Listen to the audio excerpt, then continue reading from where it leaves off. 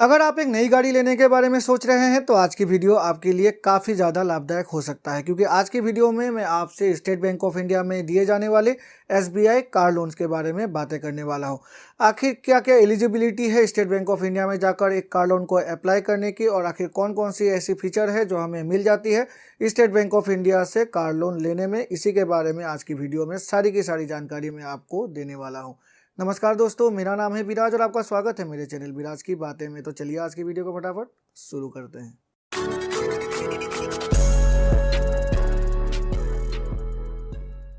State Bank of India mainly दो तरह के कार लोन को फाइनेंस करती है। पहला, अगर हम एक नई गाड़ी परचेज करते हैं उसके लिए, और दूसरा, अगर हम एक पुरानी गाड़ी को किसी भी सर्टिफाइड ओनर से परचेज करते हैं उसके लिए।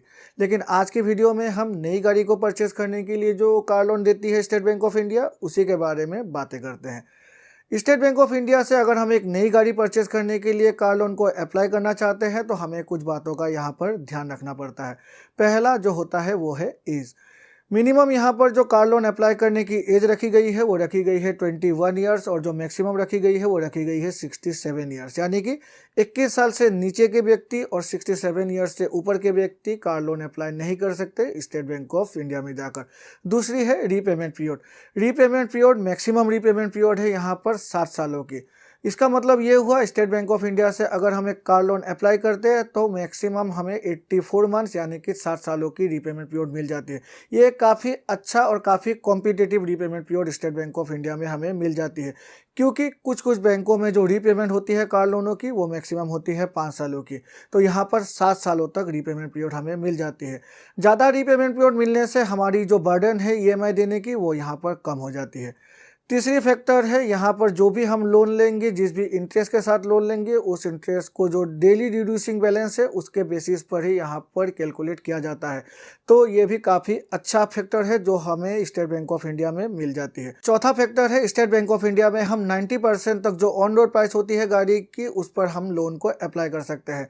अब ये ऑन रोड प्राइस आखिर होती क्या है? ऑन रोड प्राइस का मतलब होता है जो गाड़ी की प्राइस है प्लस उसके साथ जो रजिस्ट्रेशन फी है प्लस उसके साथ जो इंश्योरेंस है, उन तीनों को मिलाकर जो भी प्राइस होती है उसे कहा जाता है ऑन रोड प्राइस।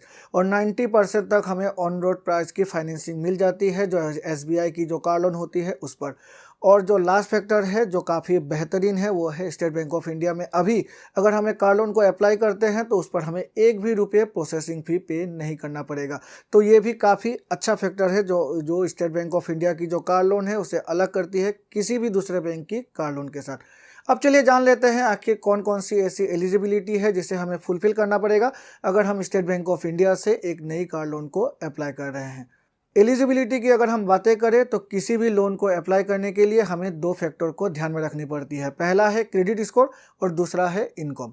अब क्रेडिट स्कोर की अगर बातें करें तो क्रेडिट स्कोर, जिसको हम पॉपुलरली सिविल स्कोर भी कहते हैं, इसको भी तीन स्कोर के फैक्टर में भाग किया हुआ है। पहला है 650 से नीचे, जिसे हम कहते हैं पुअर स्कोर। दूसरा है 651 से लेकर 749 तक, जो ये क्रेडिट स्कोर है वो, जिसे हम कहते हैं एवरेज। और जो तीसरा है वो है 750 प्लस क्रेडिट स्कोर, जिसको हम कहते हैं गुड। अगर हमारी क्रेडिट स्कोर यहाँ पर पुअर है तो किसी भी बेसिस पे हमें तो यहाँ पर कार लोन नहीं देगी स्टेट बैंक ऑफ इंडिया। लेकिन अगर हमारी क्रेडिट स्कोर यहाँ पर एवरेज से 651 से लेकर 749 प्लस तक है तो यहाँ पर State Bank of India car loan दे देती है। मेनली 700 से ऊपर अगर है तो अच्छा है, लेकिन उससे नीचे भी है तो भी स्टेट बैंक ऑफ इंडिया में हमें कार लोन मिल जाएगी। लेकिन कुछ फैक्टर है जो यहाँ पर मैटर करती है। लेकिन अगर हमारी क्रेडिट स्कोर 750 से ऊपर है तो यहाँ पर हमें कुछ भी डिफिकल्टी नहीं होगी, इजीली हमें कार लोन मिल जाएगी स्टेट बैंक ऑफ इंडिया से। अब जो दूसरी फैक्टर है और काफ़ी इंपॉर्टेंट फैक्टर है वो होती है इनकम। इनकम को भी यहाँ पर तीन भागों में भाग किया गया है। पहला भाग है सैलरीड क्लास, दूसरा जो क्लास है वो है नॉन सैलरीड क्लास, और जो तीसरा क्लास है वो है एग्रीकल्चरल इनकम बेस्ड क्लास। यहाँ पर जो पहला क्लास है वो है सैलरीड क्लास। अब सैलरीड क्लास का मतलब है वो व्यक्ति जिनकी रेगुलरली सैलरी आ रही है स्टेट बैंक ऑफ इंडिया में।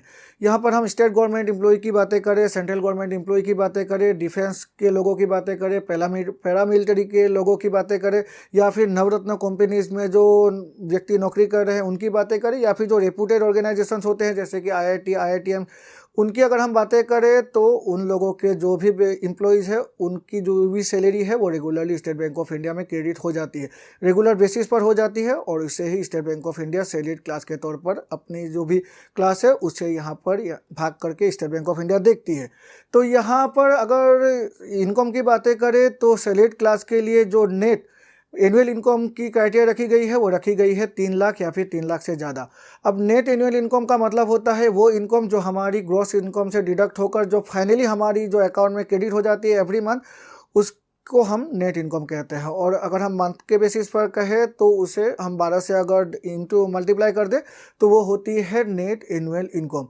तो नेट एनुअल इनकम अगर हमारी 3 लाख से नीचे है तो उस बेसिस पर हम कार लोन अप्लाई नहीं कर सकते। हाँ, अगर 3 लाख से नीचे है तो को एप्लीकेंट अपने घर के किसी भी दूसरे व्यक्ति को अपने साथ मिलाकर हम कार लोन को अप्लाई कर सकते हैं। अगर दोनों की जो भी नेट एनुअल इनकम है ऐड करके 3 लाख से ऊपर हो जाती है तो उस सिनेरियो में हम कार लोन को अप्लाई कर सकते हैं। लेकिन अगर हमारी ही नेट एनुअल इनकम 3 लाख से ऊपर है तो हम इजीली कार लोन को अप्लाई कर सकते हैं। तो यहाँ पर जो मैक्सिमम कार लोन अमाउंट हमें मिलेगी वो मिलेगी 48 times of our net monthly income.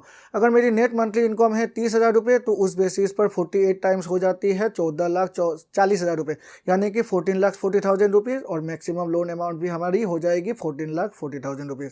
दूसरी क्लास है non salaried class. Non salaried class में बिजनेसमैन आ जाते हैं, प्रोफेशनल जैसे कि डॉक्टर्स, इंजीनियर्स, डेंटिस्ट, आर्किटेक्ट, या फिर वो व्यक्ति जो अपनी प्रोफेशनल डिग्री का इस्तेमाल करके एक अर्निंग को जनरेट करते हैं, वो सभी व्यक्ति नॉन सैलरीड क्लास में आ जाते हैं। तो नॉन सैलरीड क्लास में भी यहाँ पर अगर इनकम की बातें करें तो 2 फैक्टर में यहाँ पर भाग किया गया है।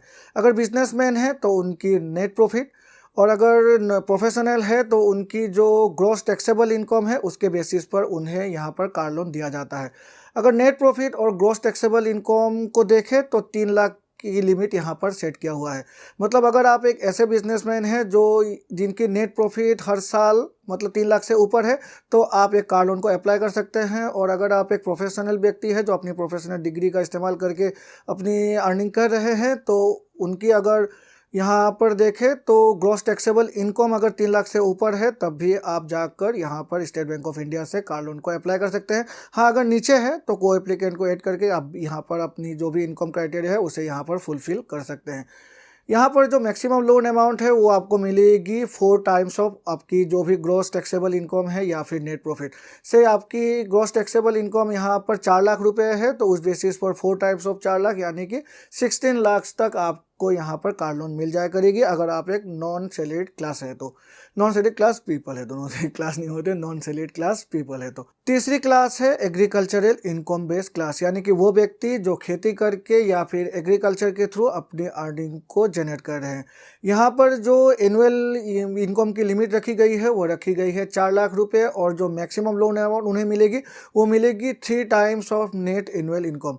मतलब अगर आप एक ऐसे व्यक्ति हैं जो एग्रीकल्चर के थ्रू अपनी अर्निंग कर रहे हैं और आपकी अर्निंग से सालाना 3 लाख या फिर 4 लाख तो होगी, 4 लाख से ऊपर हो जाती है तो आपको इजीली लोन मिल जाएगी। और अगर आपकी से पकड़ लीजिए इनकम है 4 लाख रुपए तो 3 टाइम्स ऑफ 4 लाख यानी कि 12 लाख रुपए तक आपको car loan easily state Bank of India से मिल जाया करेगी। तो मेनली यही 2 एलिजिबिलिटी क्राइटेरिया है जो हमें फुलफिल करना पड़ता है अगर हम स्टेट बैंक ऑफ इंडिया से जाकर एक कार लोन को अप्लाई करते हैं। अब चलिए फटाफट जान लेते हैं आखिर कौन कौन सी ऐसी डॉक्यूमेंट है जो हमें सबमिट करना पड़ता है जब भी हम कार लोन को अप्लाई करते हैं स्टेट बैंक ऑफ इंडिया में जाकर। यहाँ पर जो डॉक्यूमेंट है उसको भी क्लास वाइज ही यहाँ पर सबमिट किया जाता है। सैलरीड क्लास के लिए कुछ डॉक्यूमेंट होते हैं, नॉन सैलरीड क्लास के लिए कुछ अलग डॉक्यूमेंट होते हैं, और एग्रीकल्चरल बेस्ड जो इनकम जनरेशन क्लास है उनके लिए भी जो डॉक्यूमेंट्स है वो अलग अलग ही होते हैं। अगर एग्रीकल्चर यहाँ पर सैलरीड क्लास की बातें करें तो सैलरीड क्लास को नॉर्मली अपनी KYC डॉक्यूमेंट जैसे कि पैन कार्ड हो, आधार कार्ड हो, वो तो सबमिट करना पड़ेगा ही, और साथ में उनकी फॉर्म 16 या फिर इनकम टैक्स रिटर्न और उनकी जो अकाउंट स्टेटमेंट होती है लास्ट यहाँ पर 6 महीने की, वो यहाँ पर सबमिट करना पड़ेगा। लेकिन एक बात आपको ध्यान में रखनी है, अगर आप एक ऐसे व्यक्ति है जिनकी जो सैलरी अकाउंट है वो स्टेट बैंक ऑफ इंडिया में ही आ जा रही है तो उस केस में आपको फॉर्म 16 या फिर इनकम टैक्स रिटर्न और जो आपकी अकाउंट स्टेटमेंट है वो सबमिट नहीं करनी पड़ेगी। सिर्फ केवाईसी डॉक्यूमेंट जैसे कि आपके पैन कार्ड हो, आपके आधार कार्ड हो, आपको 2 कॉपी फोटोग्राफ और जो आपकी कोटेशन होती है कार लोन की, जो भी गाड़ी आप परचेस करेंगे उस कोटेशन को सबमिट करके ही आप इजीली कार लोन को अप्लाई कर सकते हैं। नॉन सैलरीड क्लास के लिए भी आपको तो केवाईसी डॉक्यूमेंट देना ही होगा, कोटेशन देना ही होगा और साथ में आपको फॉर्म 16 और इनकम टैक्स रिटर्न आपको देना ही पड़ेगा लास्ट 2 सालों की, और आपकी जो बैंक अकाउंट स्टेटमेंट है वो भी आपको सबमिट करना ही पड़ेगा। ये कंपलसरी है नॉन सैलरीड क्लास के लिए। सैलरीड क्लास के लिए अगर आप एक सैलरी अकाउंट होल्डर है तो उसके लिए कंपलसरी नहीं है।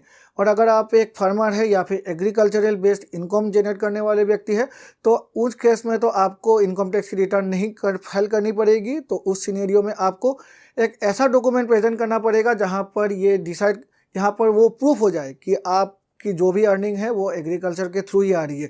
मतलब अगर आप जिस भी लैंड में अपनी खेती कर रहे हैं उस लैंड की सर्टिफिकेट, उस लैंड की ओनर की सर्टिफिकेट, मतलब आप ही ओनर है उसकी प्रूफ, या फिर आपकी जो भी इनकम है वो खेती के थ्रू ही हो रही है। आप किसी बाज़ार में सेल कर रहे हैं अपनी जो भी मतलब सब्जी के अगर आप खेती करते हैं या चावल या फिर गेहूँ की खेती करते हैं तो उसकी भी अगर आप एक प्रूफ लेके आ जाएंगे तो उस बेसिस पर आप कि उसी डॉक्यूमेंट के बेसिस पर आपको कार लोन दे देगी state Bank of India. State Bank of India के कार लोन की इंटरेस्ट रेट है अभी 7.85% से लेकर 8.65%। स्टेट बैंक ऑफ इंडिया में जो कार लोन की इंटरेस्ट रेट है उसे कैलकुलेट किया जाता है हमारी जो क्रेडिट स्कोर है उसको ध्यान में रखकर, जिस टेन्योर के लिए हम अपनी कार लोन को अप्लाई करते हैं उसको ध्यान में रखकर, और जो MCLR की रेट होती है उसको भी ध्यान में रखकर। तो इसीलिए जो इंटरेस्ट रेट है वो 7.85 से लेकर 8.65% तक है।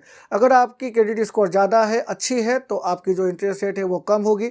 अगर आपने अपनी जो टेन्योर है उसे कम सिलेक्ट किया है तो आपकी इंटरेस्ट रेट कम होगी।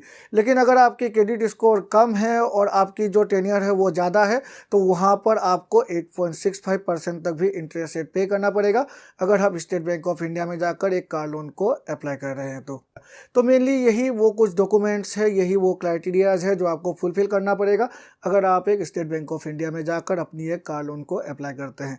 आशा है इस वीडियो को देखकर आपको कुछ नया इन्फॉर्मेशन मिला होगा, और अगर मिला है तो मेरे चैनल को लाइक और सब्सक्राइब करें, सब्सक्राइब करके बेल आइकन को प्रेस करें जिससे कि मेरे ऐसे नए वीडियोस की नोटिफिकेशन तुरंत आपके पास मिल जाया करेगी।